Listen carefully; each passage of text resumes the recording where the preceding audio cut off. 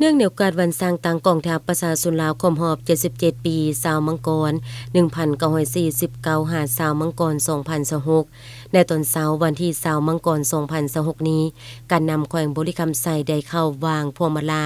จุอนุสาวรีย์นครนิรนามวางกระตาดอกไม้จุอนุสาวรีย์ทานศรีสมพรลวันไสอนุสรณ์สถานประธานไกรสนพรหมวิหารผู้นำที่แสนเคารพรักของปวงชนลาวทั้งชาติและจุดธูปบูชา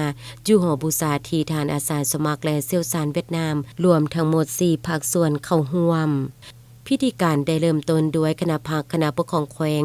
นำโดยทานโซนธนูธรรมวงศ์กรรมการศูนย์กลางภาคเลขาภาคแขวงบริคำไสคงเขตการเมืองต่อด้วยคณะภาคกองบัญชาการทหารแขวงและคณะภาคคณะบัญชากองบัญชาการปกสแขวงทางนี้ก็เพื่อแสดงถึงความเคารพรักความกตัญญูบุญคุณต่อคุณงามความดี